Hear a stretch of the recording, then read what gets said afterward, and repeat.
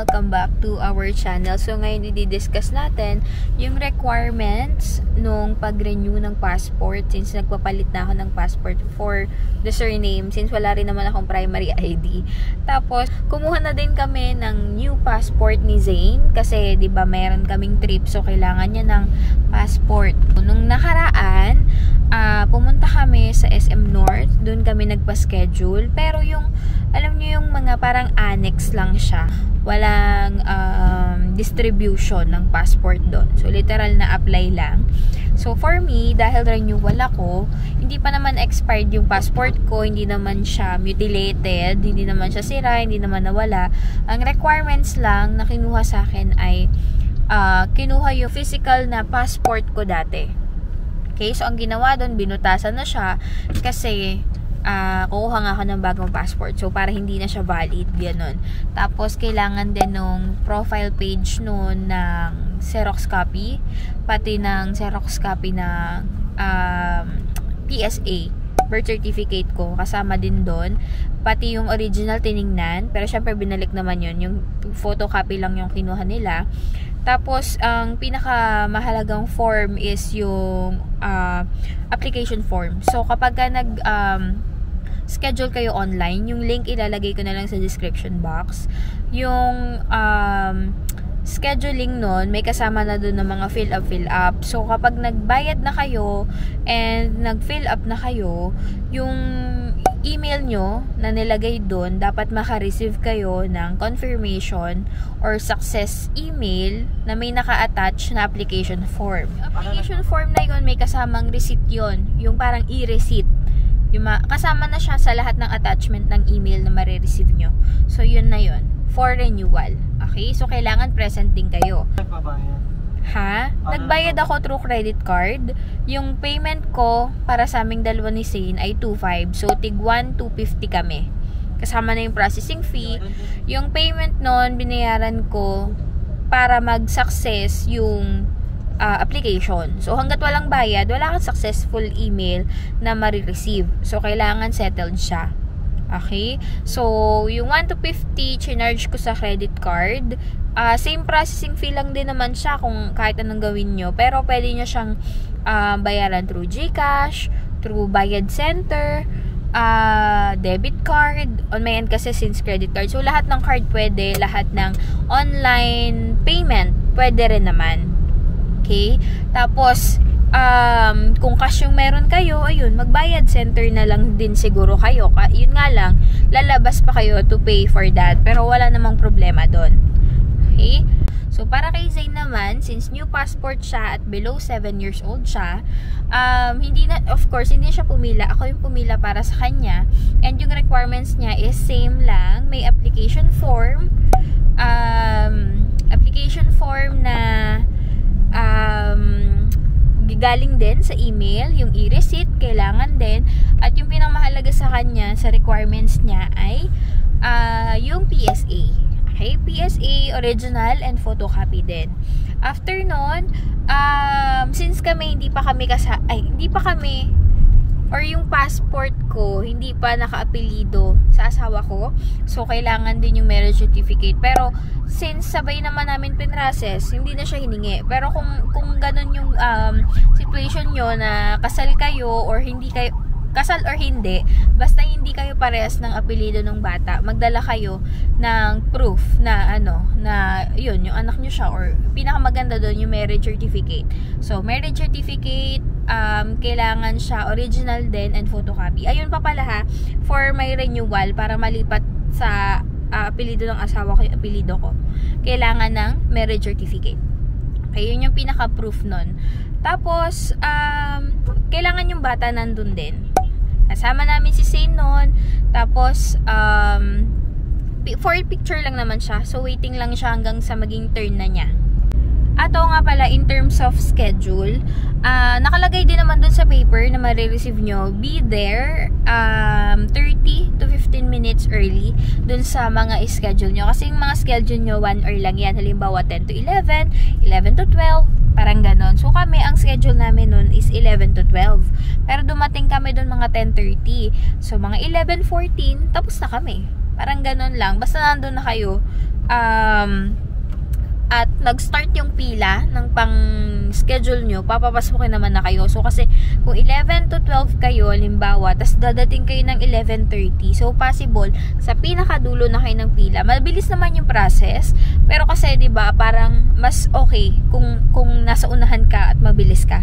So, yun lang siguro yung tip. At isa pa, bawal yung theatrical makeup, ganon. So, kailangan light lang kung meron man. And then, yung mga suot, so, syempre, since government facility pa rin yun, kailangan presentable tayo. Okay? So, ayun lang naman. Mabilis lang kasi talaga yung process. Mababait din naman yung mga tao doon. I-accommodate ka naman nila. And, sa end namin, yung pinili namin ay pick up. Okay? Pwede kasing mag-ano kayo pwede kayong mag-courier. So, pwedeng ipa-deliver nyo na lang sa bahay. And kasi, syempre may additional payment yon. So, kami, nag-pick up na lang kami. So, ngayon kukuhanin namin siya sa SM Mega Mall. Okay? So, kagaya na nabanggit ko kanina, yung sa SM North kasi na pinag-applyan namin, parang ano lang siya, parang annex. So, dahil annex siya, wala siyang distribution nung passport mismo. Kaya ngayon, sa SM Mega Mall kami kukuha, dun sa NCR East na ano nila sa SM Mega Mall Building C. Okay, so papakita na lang din namin sa inyo later kung saan siya malapit. Pero I'm sure sa loob bawal mag-video. Papakita na lang din namin kung ano yung mga establishment para meron kayong mga landmark kapag ka nagpunta kayo doon. Pero pwede naman kayong mamili ng location. So sa amin kasi since sa SM North, doon yung kuhanan talaga nila. Pero kung sa ibang location kayo, mag-a-apply pa lang ha, may iba kasing location na pag in-applyan mo, dun din kayo kukuha. So, kailangan yung itanong dun sa mag-a-assist sa inyo dun kapag ka nag-apply kayo kung pwede bang dun nyo kahanin or kailangan sa ibang consular office ba. Ayun, linawin nyo kasi para hindi kayo malito kung saan kayo kukuha ng passport nyo or kung saan kayo pipick up, kung magpipick up man kayo. Pero totoo naman, ang hassle-free naman talaga kayo papadeliver nyo. Kanya-kanyang choice lang din talaga. Okay, babalikan ko kayo later kapag malapit na tayo sa pagkuha ng passport. Pero I hope nabanggit ko naman lahat ng requirements.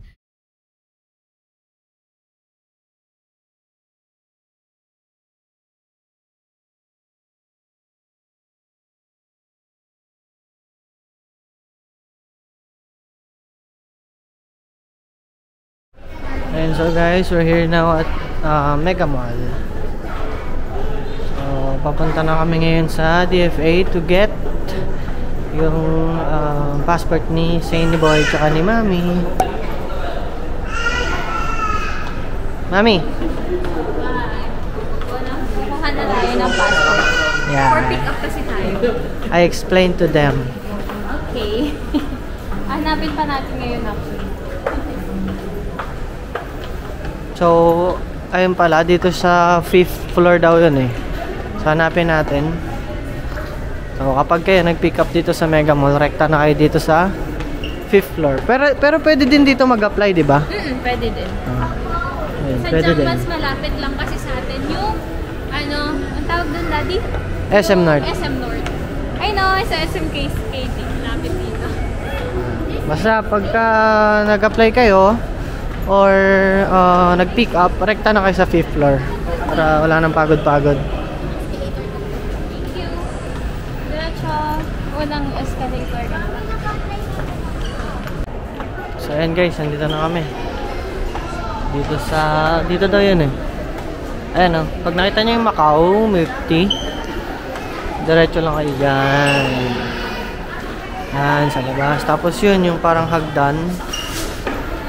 Parang hagdan doon.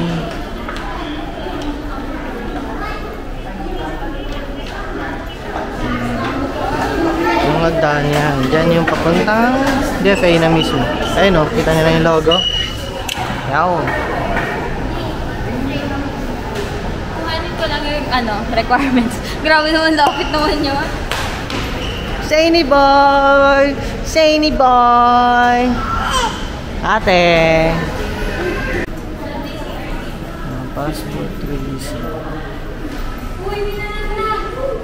Ay, thank you po.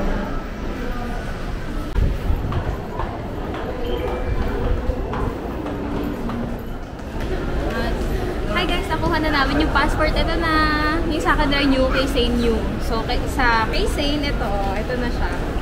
Cute-cute. Ang cute-cute ng anak ko, no? Ay, yung sa'yo? Yung sa akin, wag yan, tignan. Basta yan. Wag na. Pero okay na. Yung apelido ko dito iba na. So, nakapangalan na ako kay Daddy Ron. Pares na kami lahat ng apelido. Siguro mga 30 minutes siguro, no? 30 minutes. 30 waiting to time. 45. Mabilis naman sila. Talagang parang sila. Ang tawag ng Daddy kapag sabay-sabay? Bulk?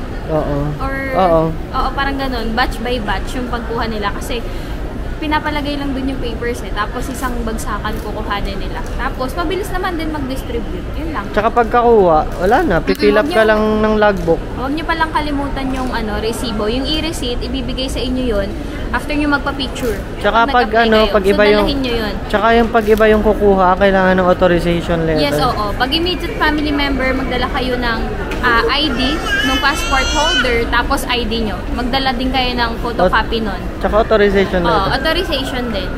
Parang lang, sabihin nyo lang na I'm authorizing ganito, ganyan to get my passport on my behalf, tapos magbigay kayo ng ID.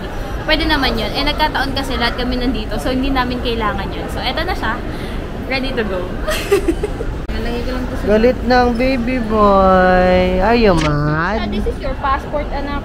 Are you mad? No? Say hi, hi. Hi.